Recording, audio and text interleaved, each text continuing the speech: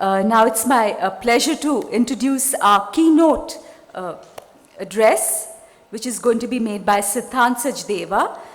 Siddhant is an engineering and business management alum of the premier IIT Delhi and IIM Calcutta, who pressed on for a double master's in international management from the University of St. Gallen, Switzerland.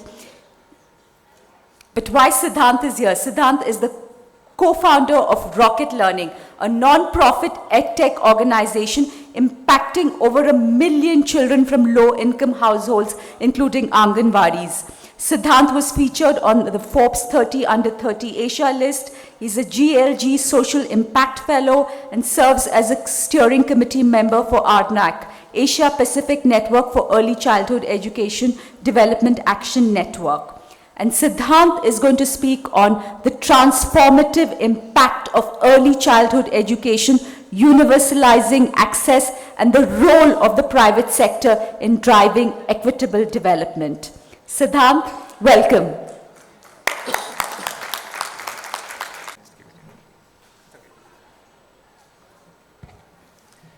Good morning, everyone. It's a great privilege to be here in front of you, and thank you to the Education World team, Sumya, Bhavin, Dilip, and everyone for organizing this event. I think the bigger privilege for me is being in a room full of early childhood education supporters. I think I'm rarely in a room where I'm not able to convince people that ECE is the predominant theme for all of us to be talking about. I think that's wonderful for me to see all of you here who are actually doing service to the nation by working in this theme. Early childhood education is very close to my heart, both at a personal and a professional level. But today I'm first going to bore you a little bit with my background and then tell you a little bit about what Rocket Learning is doing, how we can discuss universalizing ECC, and what is the role that the private sector can play within it.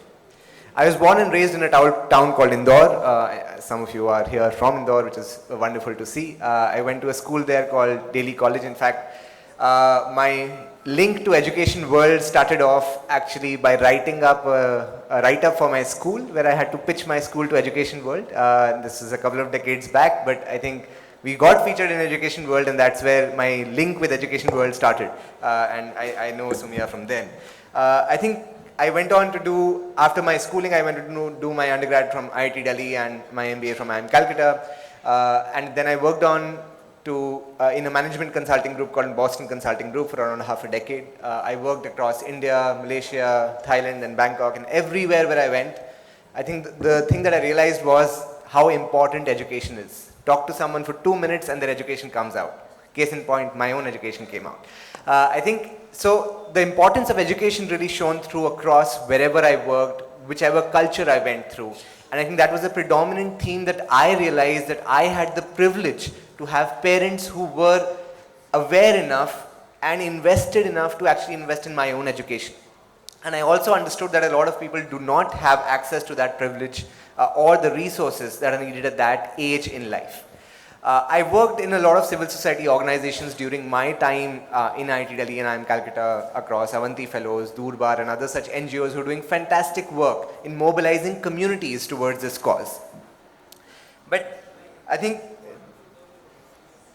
I also realized that there is a lot of reading and research that I need to do to understand what is in it in terms of education as to what is needed to actually move the needle.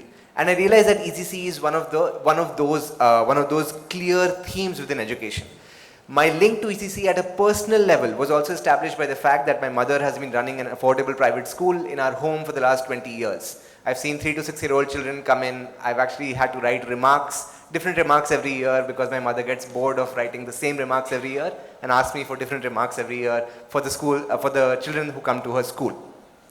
ECC is backed by a couple of sciences which I want to talk to you about. I think the first one is biology, where neuroscience has clearly come out with the fact that 85% of brain development happens by the age of 6. I'm sure all of you are aware that the 5 critical domains of ECC, which are physical, motor, cognitive, social emotional, literacy, and numeracy, are all built properly by the age of 6. And if they are not built by the age of 6, it is almost irreversible to build those neural connections back again for the child. Almost 1 million neural connections are happening every day in the journey of a child before the age of 6, and we need to capitalize that moment. The second science, if someone can guess, and I think they did a wonderful job of highlighting the need from a GDP perspective, is economics. If you invest in ECC at the right time, it has huge dividends in terms of economics, as is highlighted by a plethora of research done both in the US as well as in India. There's a very famous economist by the name of Dr. Heckman, who had actually came out with the Heckman curve, which illustrates what Dilip also mentioned, that there's a almost 15 or 16 times ROI of every dollar or every rupee that you invest in the child's education at the right age. So there's biology behind it, there's the science behind, there's the economics behind it. That is the scientific forefront of why ECC is important. There are other societal benefits as well. Children who have exposure to structured ECC are 30% more likely to be earning more in their life. They are actually 25% less likely to be committing crimes. They are 14% more likely to stay in school continually. So a lot of symptoms that we see in the educational crisis in India or the learning crisis in India are actually symptoms, but the cause is actually ECC or absence of high quality ECC at the right time. And in India today, a lot of grade 1 to grade 3 students can't read or write at the levels that they should be doing, right? And that is not to be solved for by the government school only. That has to be solved by all of us, by the community of ECC champions coming together and saying that ECC is the right theme to invest in. So what is the landscape of ECC in India today? I'm sure that all of you are aware that India has the largest community-run daycare center network across the world today. India has 1.3 million Anganwadi centers which cater to around half of the 3 to 6 year old children who actually go to any sort of formal schooling in that age. The rest half are the stalwarts in this room who are actually running fantastic educational institutions to impart ECC to a lot of 3 to 6 year old children in India. But Anganwadis are still 50% of the problem, or at least 50% of the way to address or universalize ECC. The Integrated Child Development Scheme was launched in 1975. It's going to complete 50 years this year. It was there as a free service for daycare for families, and anyone with the child between 3 to 6 year old could go to an Anganwadi and get pre-primary education for free. Of course, there are significant challenges there. The Anganwadis today are encumbered with a lot of administrative duties. They are seen as Poshan centers or Dalia centers in a major part of the country. And that's where our work at Rocket Learning comes in. We have been working as partners to the government for the last 5 years in making sure that we are able to deliver high quality education at the Anganwadi centers by partnering with the government and infusing certain products that we believe will move the needle. Today we are a team of around 450 members across the country. We work in 10 states across 140 districts. And there are 3 things that we do in partnership with the government. The first is we want to mobilize parents and communities into the journey of the child's education. We believe that a child, regardless of what school they go, the parents and communities have to be invested in the child's early learning journey. And we have technology products where we have digital communities via WhatsApp groups or low-tech apps where we engage around 1 million parents into the learning of their child's education. We want parents to have what we call AIM, which is A stands for aspiration and awareness, where we want parents to actually know that there is an aspiration for ECC. We want them to have information on how to engage with the children. So parents associated with the Rocket Learning program actually get daily videos or contents that they can do at home with their child in 30 minutes. And these are digital content targeted towards the poorest of the families. We assume that they don't have any toys. We assume that they don't have any sophisticated infrastructure. To teach sorting to a child in Aurangabad, we give a video of saying, why don't you mix Rajma with another dal and ask the child to pick out Rajma from one pulse to the other, right? And these are the kind of examples that we try and engage parents across the poorest of communities in India today. The second thing that we do is try to influence what happens in the classroom. A lot of you run fantastic models of preschool education in the institutions that you're running. But Anganwadis do need support in terms of upskilling or in terms of learning the best practices of how to manage the classroom. And we partner with the government to provide training to around 200,000 Anganwadis today. The third thing that we do is try to bake this into policy. The National Education Policy is a fantastic framework that came out in 2020 that laid the groundwork for us to go into the implementation phase. But policy needs to keep improving, keep iterating. We recently worked with the Women and Child Development Ministry to come out with a national curriculum for ECE called Adharshila, and also a national curriculum for birth to 3 children called Navchetna. These are documents which will actually move us closer to the implementation of universalizing ECCE.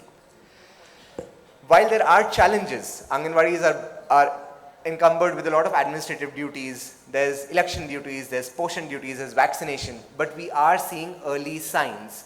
We know for a fact that the rocket learning model works at scale because we have done research to show that the learning outcomes of the children where parents and Anganwadis are engaging have actually shown positive improvement of around 0.2 standard deviation. Again, for the researchers in the room, 0.2 standard deviation is almost 20 to 25% improvement in learning outcomes for the children. In the recent ASAR report, Annual Survey for Education report, for the first time in 5 years, we are seeing an increase in enrollment in Anganwadis as a percentage of children between 3 to 6 year old, and that is a big thing for the government.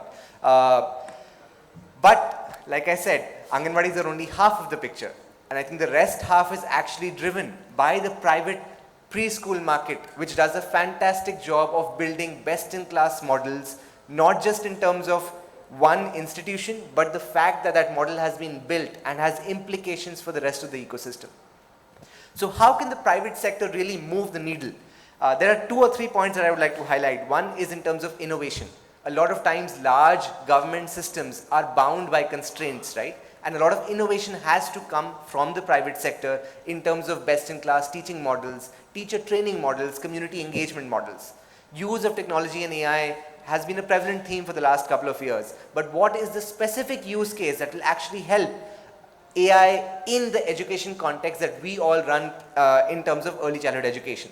Is it personalization for parents? Is it recommending the right set of activities to a child in terms of their learning levels? Or is it in terms of helping or assisting parents and caregivers to get to the right nudge? I don't believe that technology will replace educators ever, but I think AI has a huge part in assisting not just the teacher or the educator, but also the parents and communities who are otherwise left behind in terms of, what is the new curriculum, what is the new activity to do with the child, so on and so forth. And the last thing that I would encourage for the private sector to do is for knowledge sharing and research to be shared across the ecosystem. The only trouble with a large private preschool market is that it is super fragmented. There are fantastic models, but they're running in the last miles of the nation, and it's almost impossible for all of the models to come together on a central platform.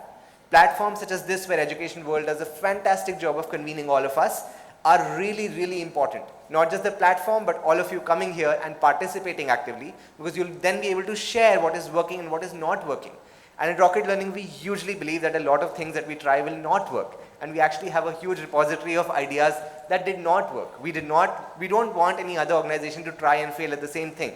There'll be 10 things that we try, 2 or 3 that will work at scale, and 6 or 7 that won't work. And I think it's important for everyone to know that as well, because that learning is what will move us forward in terms of innovation and in terms of actually universalizing early childhood care and education across the country.